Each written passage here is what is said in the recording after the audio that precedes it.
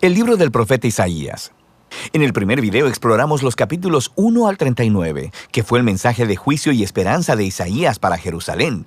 Él acusó a los líderes de Israel de rebelión contra Dios y dijo que a través de Asiria y luego de Babilonia, el reino de Israel sería derribado en una acción del juicio de Dios. Así que el capítulo 39 concluyó con Isaías prediciendo la caída de Jerusalén y el exilio en Babilonia. Y 100 años después de Isaías, tristemente, todo esto vino a suceder. Pero la esperanza más grande de Isaías era una nueva y purificada Jerusalén, donde el reino de Dios sería restaurado a través del rey mesiánico venidero y todas las naciones serían unidas en paz. Así que los capítulos del 40 en adelante exploran esta gran esperanza. La primera sección principal de los capítulos 40 al 48 abren con un anuncio de esperanza y consuelo para Israel. Se le dice al pueblo que el exilio en Babilonia ha terminado y que el pecado de Israel ha sido tratado. Una nueva era está comenzando. Así que todos deben regresar a casa en Jerusalén, donde Dios mismo traerá su reino y todas las naciones verán su gloria. Ahora, detengámonos un momento porque este anuncio inicial hace que surja una gran pregunta. ¿Quién está diciendo todo esto? ¿La voz de quién estamos escuchando en estas palabras de esperanza? La perspectiva del profeta en estos capítulos es la de alguien que está viviendo después del exilio. En otras palabras, en el tiempo descrito por Esdras Nehemías. Pero Isaías murió 150 años antes que todo eso. Así que, ¿qué se supone que entendamos con todo esto? Bueno, hay muchos que piensan que todavía es Isaías hablando en su propia época, pero que ha sido transportado proféticamente, por así decirlo, 200 años hacia el futuro y que le está hablando a las generaciones futuras como si el exilio hubiera pasado. Sin embargo, el mismo libro de Isaías nos da algunas pistas de que probablemente algo más está sucediendo. En los capítulos 8, 29 y 30, se nos dice que después de que Isaías fue rechazado por los líderes de Israel, él escribió y selló en un rollo todos sus mensajes de juicio y esperanza, y que se los pasó a sus discípulos como testigos de los días que vendrían. Eventualmente, Isaías murió esperando que Dios vindicara sus palabras. Ahora, recuerda, los capítulos del 1 al 39 fueron diseñados para mostrarnos que las predicciones de juicio de Isaías fueron cumplidas en el exilio. Él es un verdadero profeta. Así que, después de que el exilio ha terminado, los discípulos de Isaías, quienes han atesorado sus palabras por tanto tiempo, abren el rollo y comienzan a aplicar sus palabras de esperanza a su propia época. Así que, desde esta perspectiva, el libro de Isaías consiste en esa primera colección de las palabras de Isaías, como también de las escrituras de sus discípulos proféticos, que Dios usa para extender el mensaje de esperanza de Isaías a las generaciones futuras. Cualquiera que sea tu perspectiva, todos están de acuerdo en que estos capítulos están anunciando que la esperanza futura ha llegado, que Dios está cumpliendo las promesas proféticas de Isaías. Así que el profeta espera que Israel responda, convirtiéndose en siervos de Dios. Esto es, que después de experimentar la justicia y misericordia de Dios a través de la historia, comiencen a compartir con las naciones quién es verdaderamente Dios. Pero eso no es lo que está sucediendo. En lugar de dar testimonio a las naciones, Israel se está quejando y aún acusando a Dios. Ellos dicen, el Señor no pone atención a nuestros problemas. De hecho, está ignorando nuestra causa. El exilio en Babilonia, de forma entendible, ha provocado que Israel pierda la fe en su Dios. Quiero decir, quizá Él no es tan poderoso. Quizá los dioses de Babilonia son más grandes que nuestro Dios. Así que el resto de estos capítulos, del 41 al 47, están diseñados como si fueran una escena de juicio. Dios está respondiendo a estas dudas y acusaciones con los siguientes argumentos.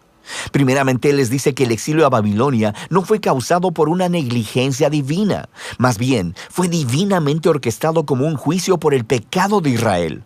Y segundo, fue por causa de Israel que Dios levantó a Persia para conquistar a Babilonia, para que pudieran regresar a casa, cumpliendo así las palabras de Isaías.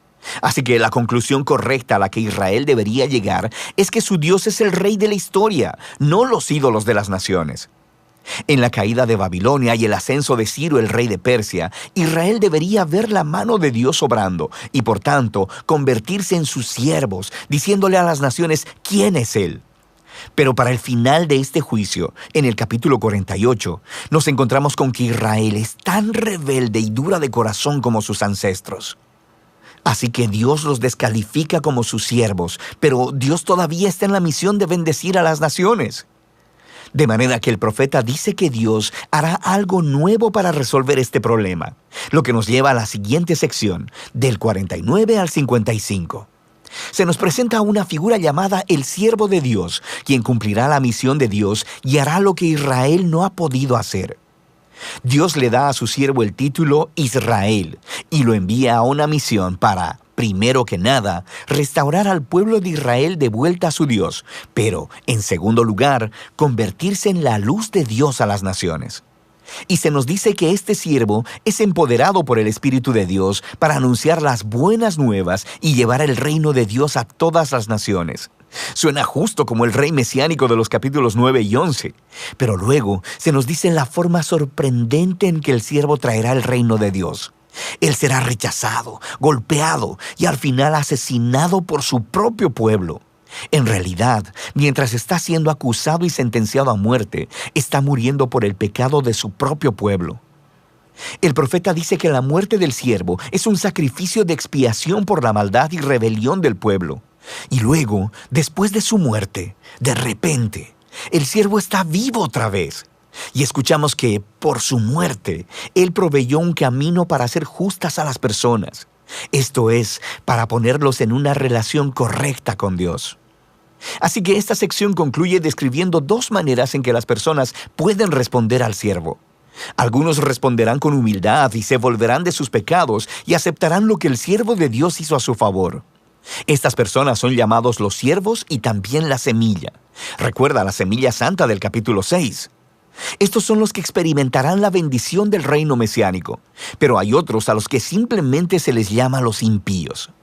Ellos rechazan tanto al siervo como a sus siervos, lo que nos lleva a la sección final del libro, del capítulo 56 al 66, donde los siervos heredan el reino de Dios.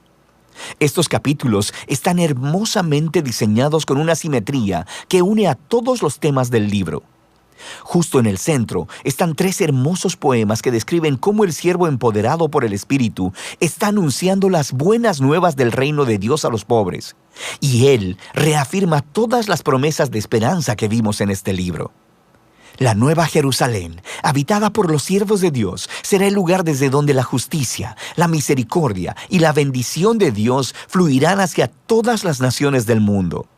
Y rodeando estos poemas están 2 largas oraciones de arrepentimiento, donde los siervos confiesan el pecado de Israel y se lamentan de toda la maldad que ven en el mundo que les rodea. Así que le piden a Dios que los perdone y que su reino venga aquí a la tierra en la misma forma como está en el cielo. Ahora, en cada lado de estas oraciones se encuentran colecciones de más poemas que contrastan el destino de los siervos con el de los impíos que los persiguen. Dios dice que traerá su justicia sobre todos los que contaminan su buen mundo con maldad, egoísmo e idolatría, y que los excluirá de su ciudad para siempre. Pero los siervos, aquellos que son humildes delante de Dios y quienes se arrepienten y reconocen su propia maldad, estos son perdonados.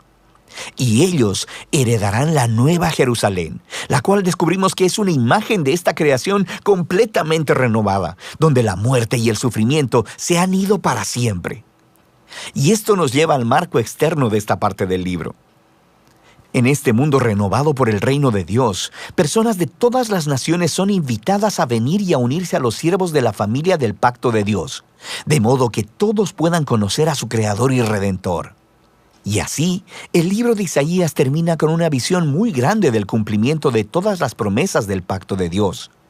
A través del sufriente rey siervo, Dios crea una familia del pacto proveniente de todas las naciones, quienes esperan la esperanza de la justicia de Dios mediante una creación renovada, donde el reino de Dios finalmente viene a la tierra como existe en el cielo.